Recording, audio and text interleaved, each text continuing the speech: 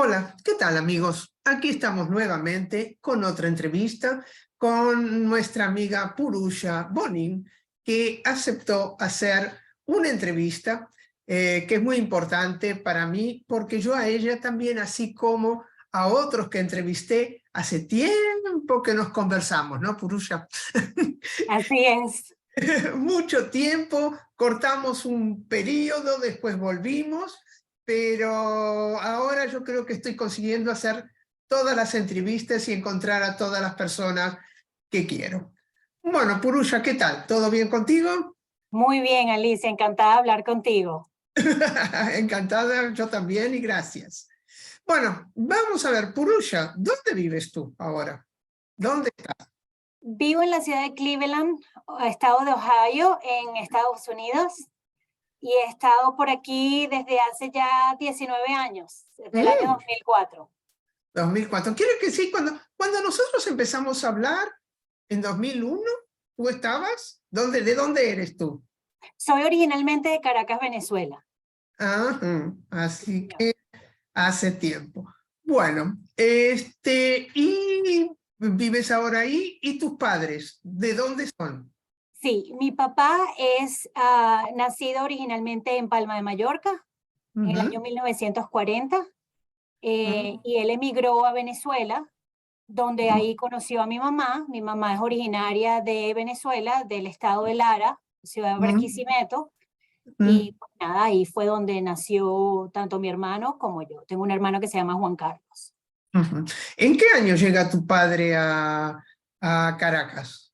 Muy interesante que me preguntas eso porque hice una investigación con todos los documentos de mi mamá que tiene todavía y fui tuve la suerte de conseguir esto que está acá, es el documento originario ¿Ah? del Ministerio de Relaciones Interiores de Venezuela, donde Ujú, consta en acta cuando llegó el barco de Barcelona ujú. en el año 1952, el 27 de octubre. Entonces ahí se le otorga, aparentemente Venezuela le otorgaba a los inmigrantes de otros países, en este caso España, la nacionalidad venezolana, por ser el hijo de un padre que había estado ya naturalizado en Venezuela. Entonces él llegó a Es los decir, 12 años a Venezuela. pero tu abuelo ya estaba en Venezuela cuando llega tu padre. Sí, aparentemente él llegó antes. Mi papá era el más pequeño de tres hijos. Ujú. Entonces se vino toda la familia, pero creo que los hermanos mayores de mi papá llegaron antes y mi papá llegó con su mamá Ah, en 1952. Sí, señor. esa es la historia. Entre todos los inmigrantes normalmente es eso. Viene una parte de la familia y después viene la otra. Cualquier tipo de inmigración siempre en aquella época se da de esa manera, ¿no? Y tu padre Sí, o tu abuelo debes haber salido en la época de Franco, ¿no? sí, sí. Era plena época franquista donde hay una inmigración muy grande de españoles para toda Ujú. Latina, ¿no? Eso también puede haber ayudado a que también le den la ciudadanía tan rápido. Eh, Así es. Dime una cosa, bueno, cuéntame un poco de la historia de tu padre es Chueta, ¿no? ¿Y qué es lo que él te contaba o qué tú sabes de ese grupo diferente de Mallorca? Sí, así es. Bueno, mi papá es Xueta por partida doble, que yo siempre digo, porque mi papá es Bonín y es Picó. Ujú, Y mira, yo te voy a ser honesta, Alicia, el tema Xueta en mi casa no se discutía, no se hablaba. Era un tema bastante dormido, digamos. Yo me ujú, entero por primera vez de estos temas estando yo en casa con mis padres cenando. Teníamos una visita, una amiga de mi madre, y el esposo de esa amiga era catalán. ujú. Y entre cuentos y vinos, pues él le habla a mi papá y le dice que tú eres un chueta. Y yo vi la cara de mi papá y dije, aquí hay algo raro. Y no creo que a mi papá le gustó mucho cuando fue llamado así. Él respondió muy bien, muy educadamente. Mi papá era un hombre muy, muy clásico, muy educado. Y entonces, pero sí noté su cara y respondió como con un chiste o algo así. Y luego le dijo, es que eres un judío. Y entonces, pues nada, cuando ellos se van, yo ahí inmediatamente hablé con mi papá y le dije, papá, ¿qué se refirió ese señor? Y entonces, pues me contó y me dijo, bueno, pues que somos judíos conversos al cristianismo, pero desde hace ya muchas generaciones. Y entonces, por supuesto, la pregunta siguiente fue, ¿y cómo tú te sientes al respecto? Entonces me dijo, pues la verdad, yo recuerdo cuando era muy pequeño, en el colegio me llamaban chueta a algunos niños para hacerme sentir mal. Pero luego yo me iba a la casa y pues ya vivía mi vida y estaba tranquilo, porque en la casa no se hablaba de eso. Y entonces yo sí sé, mi abuela, sobre todo mi abuela Francisca Picó, ella era muy cristiana, muy devota. De hecho, mi mamá me cuenta que ella era sumamente activa en la iglesia, ayudaba con los eventos de la comunidad, donaciones, hacían Semana Santa, Navidad, y pues ellos, yo creo que ellos lo que hicieron fue abrazar su conversión, ¿verdad? Ya después de tantas generaciones. E incluso, Alicia, te quería contar que tuve la oportunidad de reunirme un poquito a nivel digital con mi primo segundo, que vive en Palma de Mallorca y toda su vida ha vivido ahí. Ellos son primos míos por parte de mi abuela. Y yo le cuento de estos temas, le hablé de esta entrevista y me dijo que, pues, que me dio su opinión, me dijo, yo me siento igual, yo siento que nosotros en casa no crecimos con esa idea de ser chueta, sabíamos que lo era, pero cuando yo traté de averiguar de estos temas, cuando era más joven, me dijo, no encontraba información objetiva o que viniera de personas que fueran abiertas al tema porque tenían o complejos o sentían el estigma. Y me dijo, pero yo siento que nosotros no crecimos con esos complejos porque era como fuimos criados por familiares que habían realmente abrazado la conversión y se sentían pues que esta era su nueva vida. Y me gusta mucho ese contraste, compararlo, porque yo pienso que una de las razones por las cuales mi padre no sufre el estigma o la discriminación de manera más profunda es por la inmigración a Latinoamérica, donde obviamente el tema no era conocido. Exacto. Pero cuando lo comparas con una persona que ha vivido toda su vida en, ¿verdad?, en Mallorca y sentirse igual, es bastante interesante y por eso lo quería compartir contigo, esta forma de ver un poco también el otro lado, ¿no? De los que han salido de ser chueta, pero para mí es un honor, te digo, para mí es un honor y lo es. Es más que todo entender lo que fue y lo que podemos hacer de eso, ¿no? Cómo vamos a cambiar la idea. No, es muy interesante, es decir, hay una cosa en común. Tú fíjate que las conversiones se dan 1691, 1693, la mayoría va a ser católico, apostólico, romano y muy católico, ¿no? Porque van a comenzar a practicar realmente el catolicismo 100%, y después de tanto tiempo, obviamente nadie vuelve a la idea de que fue judío. El problema es el de ser llamado de chueta fuera de la casa. Es decir, dentro de la casa, ok, él es católico. Ahora, fuera de la casa, ¿por qué existe esa discriminación? ¿Por qué se lo llama de chueta? Y que tal vez la reacción de tu padre al sentirse que lo llamaron de una manera que debe haber tenido alguna recordación de cuando iba al colegio. Hoy lo llamamos de bullying. En Ajá, esa época no existía bullying. Te hacían bullying y pasaba, ¿no? claro. Debe haber personas que sí lo sienten. Sí, lo que yo noté en mucha gente, quizás en tu primo también, es que, ok, yo soy católico, tengo una herencia judía, ok, la tengo un antecedente, sé de dónde vengo y sé lo que yo soy. Y eso es lo más importante, ¿no? Es Así decir, es. ni renegar lo que había sido, que él no había sido, la familia había sido. y lo que él es hoy, está convencido, y tú también, es muy interesante eso. Y el hecho que tu abuela era picó, porque en aquella época todavía había casamientos endogámicos. Así es. Cuando yo empiezo a indagar un poco con el árbol genealógico, todo empezó con un examen de genética que me hice Ah, en una página que se llama acá 23andMe. Y pues yo tenía que indagar más porque a partir de que eso pasa, se me explotó el cerebro. Yo quería averiguar, quería entender, quería conocer más. Y parte de la dificultad era porque la mayoría de los ancestros tenían nombres muy similares o apellidos muy similares y era muy difícil lograr entenderlo todo, ¿no? Entonces, me hago mi examen de ADN, compruebo que soy 3.3% de judío Ashkenazi, lo cual fue interesante, porque decía Ashkenazi y no sefardí, que era lo que uno tenía, pero eso es lo que decía. Y a partir de ahí comienzo, como quien dice, es una lucha interior de aprender más, ¿no? Y esa fue una de las razones por las cuales creé un grupo en el Facebook que se llama Bonin All Over the World. No sé si quieres hablar de este tema, pero era la próxima pregunta. Sí, ese fue uno de los objetivos, el crear el grupo, primero con el apellido Bonin, para ver, hey, ¿qué otros Bonin hay y dónde están, no? Y porque en Venezuela mi familia era la única.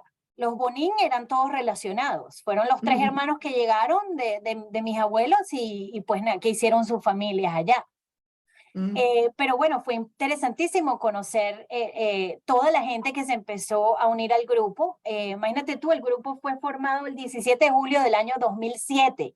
2007. Sí, o sea que ya han pasado unos cuantos años. Hoy en día tenemos 420 miembros y pues dentro de todo, ahí te conocí a ti, ahí comenzamos a hacer la conexión. Y se expandió realmente el tema Xueta. A partir de ahí vi grupos en el Facebook que hablaban de Xuetas en Mallorca y bueno, pues ya pare de contar con toda la historia, ¿no? Cómo se crea el nexo. El nexo, sí. Y bueno, habíamos comentado, hay una familia Bonin muy grande en Paraguay, ¿no? Correcto. La mayoría está en Paraguay. En Argentina también hay, en Bahía Blanca ya encontré. Hay en Francia. Yo tengo contacto con un Bonin de Francia y hay muchos Bonin que dicen, no, mi apellido es francés, y lo que resulta es que en el momento en que pueden salir, en algún momento pueden salir los judíos con los conversos, escaparse de Mallorca, van para Francia o van para el norte de Italia y se quedan ahí, ¿no? Fíjate. Entonces ahí inician otra familia, que sí, el origen de la familia es francés o es italiano, ¿no? Y en Exacto. este caso es, ¿cómo se llama? Paraguayo. Se me iba. Son paraguayos.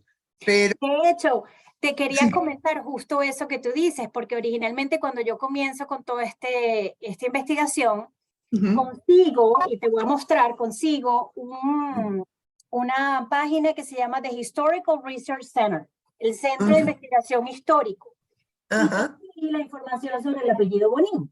Entonces, aquí te mandan los escudos, Bonin, y te dan toda la etimología del nombre. Y habla de que es de originario francés, con significado bon, B-O-N, bravo y valiente, dice que significa. Y trata de unir las primeras conexiones o las primeras personas que se conocieron con ese nombre y la fecha. Me llamó profundamente la atención. Aquí tengo Pedro Bonin Fuster, que fue en 1911, pertenecía al cuerpo de infantería. Dice que se establecen en la península ibérica en el siglo XIII. Luego hablan de Luis Bonin, un pintor catalán y fabricante de joyas de 1872.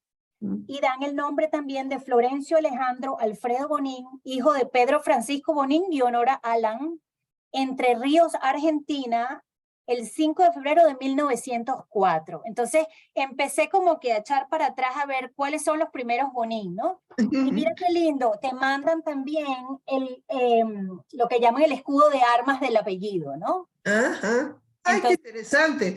sí, todo eso fue parte de la investigación que hice, pero conseguí una foto que va a ser muy bonita si la puedes mostrar de la familia de mi papá. Aparecen los tres hermanos con su mamá y su papá, mis abuelos, pero verás que muchas de las otras fotos son más que todo del lado de mi abuela, porque fue a la que yo conocí. Yo a mi abuelo no tuve la oportunidad de conocerlo cuando ya fui a España, tenía 2 años y medio, y ya mi abuelo estaba difunto, pero hay muchas fotos de mi abuela y bueno, ella era una mujer increíble, increíble de verdad, o sea, los recuerdos que tengo de ella y de la familia de ella, de verdad que es lo que te digo, es un honor ser parte de este grupo, de este linaje, definitivamente.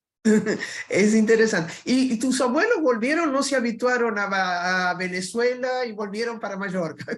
Sí, eso es una historia bastante interesante porque, claro, ellos llegan a Venezuela con esta idea de, pues, por supuesto, buscar otras fronteras. Con sus tres hijos, los tres hijos se adaptan bastante bien, ya pues empiezan en la universidad. Bueno, mi papá que llegó pequeño estaba en el colegio, pero luego empezaron a trabajar porque era esa mentalidad, la mentalidad de hay que salir a trabajar para buscar el pan, ¿no? Sí. Independientemente de las oportunidades que ellos hayan tenido. Una de las cosas que más valoro, el valor del trabajo, es algo que ha sido muy inculcado por parte de estas familias, ¿no? Y luego, pues, uno de los hermanos mayores de mi papá, mi tío Cristóbal y mi tío Cayetano, ya habían hecho familia, ya tenían, pues, esposas, y entonces, cuando mi abuela y mi abuelo deciden regresarse para Mallorca, pues, obviamente los niños dicen, bueno, yo me quedo, porque aquí está mi familia y aquí está mi vida, ¿no? Entonces regresan los dos a Mallorca y mi abuelo muere. Realmente no he logrado dar con la fecha de muerte de mi abuelo, solo logré dar con la fecha de nacimiento. Nació en 1904, Mm. este, y luego 1903, perdón. Y mi abuela nació en 1907 y muere en 1996 con 89 años. Y ella Gracias. pasó sus últimos años viviendo con su hermana Catalina, que ella no estaba casada, no tuvo hijos, entonces pues estuvieron juntitas las dos hasta que fue tiempo de ir al cuidado de ancianos, que mi abuela fue en eso muy proactiva. Ella me cuentan mis padres que ella pagó por el servicio de que cuando llegue el momento, pues ustedes me van a cuidar, y tenía su casa de ancianos para que la cuidaran. Pues ahí pasó sus últimos años, y pues las fotos que te he mandado son todas mucho de la vida de ella con su hermana y con nosotros cuando íbamos a visitar. Bien, bien interesante. Y tú, de una pregunta, ¿tu abuelo qué trabajaba? ¿Cuál era la profesión de tu abuelo? Mi abuelo era comerciante. Mm. Él está altamente ligado a la Plaza de Toros de Mallorca. De hecho, Ah, su hermano Antonio era el que tenía, como quien dice, la concesión, y creo que en ciertos documentos se encuentra como el presidente de la Asociación Taurina o algo así, ujú, era como la Plaza de Toros. mm, Pero mi abuelo tenía muchos comercios, trabajó en la parte tenía buques que transportaban textiles, y pues era una persona bastante afluente en la isla, y mi tío, bueno, mi tío abuelo Antonio también lo era. Entonces eran mm. todos más que todo dado al comercio. Ya. O sea, si no era platería, si no eran textiles, tenían que ver con el comercio. Eran las profesiones típicas, ¿no? Del el nicho donde se desarrollaban. Pero muy, muy interesante lo que cuentas. Yo- Sí, Vamos a tener que seguir con esto. hay que hacerlo, hay que hacerlo. Hay que No, Alicia, hacer... quería también darte las gracias porque has sido la pionera de este proyecto, y la historia, la cronología como la has puesto, de verdad que tenemos muchísimo que agradecerte todos los chuetas a ti por haber sacado primero a colación el tema, un tema que no se conocía, incluso los mismos Xuetas no lo conocíamos, ¿verdad? Entonces, pues nada, un placer enorme haberte encontrado en el camino y que hayas cargado esta historia, porque te lo debemos a ti. A Ay, tantos bueno, otros también, pero a ti de verdad que te lo debemos. no, muchas gracias. Mi objetivo era divulgarlo realmente. Cuando comencé, hay gente en Mallorca que me dice, hay un montón de material. Sí, si tú te imaginas, hay mucha gente que escribe, pero son papeles, esos famosos papers académicos, ¿no? Donde hay un montón de discusiones y cómo surgieron y por qué surgieron y quién tuvo, quién fue el primero, por qué fueron endogámicos, qué tiene es decir, un montón de cosas que yo trato de resumir en cada uno de los capítulos, pero mi idea es que eso se difunda, es lo más importante. Yo siempre digo, uno tiene que saber de dónde viene para saber a dónde va, ¿no? Definitivamente, definitivamente. Y es algo que a mí personalmente me ha ayudado muchísimo a pasar el tiempo y hacer el ejercicio de crear este árbol genealógico. Ver quiénes son tus antepasados, los nombres y las relaciones. Tú dices, wow, de verdad que ya me siento. ¿Sabes que lo que acabas de decir es muy importante? Es un sentido de pertenencia, Alicia, que te hace a ti más humano. Y uno se siente perteneciendo a quien sea, a qué grupo, qué religión, qué cultura. Es eso, es la pertenencia y uno se siente más crecido cuando lo hace. Y por eso llevar la palabra, difundirla, hacer que la gente conozca estos temas, para mí es algo muy positivo, porque entonces la idea es saber entonces quién eres, de dónde vienes, como dices tú, y entonces saber cómo cambiar un poco también la historia, porque hay que aprender también de esto, ¿no? Y ¿Sí? la lección es que la discriminación debe ser erradicada, no debería Es, ser aceptada eh, más. eso es fundamental. Tú fíjate que algo que dura 400 años. Es increíble, es increíble. Es decir, cómo 400 años después seguimos hablando de ese tema. Así es, Y así es. como gente que lo sufrió, gente que no lo sufrió, que lo sufrió menos, mm, hay casos de gente que me contaban que en Mallorca, que para Semana Santa le tiraban piedras en las casas y otras que no pasaron absolutamente nada, ¿no? Así Pero es. esas cosas, ¿por qué esa discriminación? ¿No? Entonces, bueno, vamos a ver si nos volvemos, como tú dices, un poco más humanos, ¿no? Así Más es. diferentes y todo. Bueno, muchas gracias a ti. Me alegro que te hayan servido. Espero que al resto de las personas también. Y bueno, nosotros mantenemos en contacto porque nos seguimos comunicando, ¿no? Por supuesto que sí, Alicia. Cualquier Muchísimas momento, gracias. no, tal vez puede ser que nos encontremos, no sé. Deberíamos, claro que sí, deberíamos hacer Deberíamos. una reunión. Vamos a una reunión. Bueno, puede ser el próximo proyecto. Me parece muy bien. Seguiremos hablando entonces. Seguiremos hablando. Purusha, muchas gracias y hasta el próximo encuentro. A Gracias. ti, Alicia, muchísimas gracias. Gracias. Bye.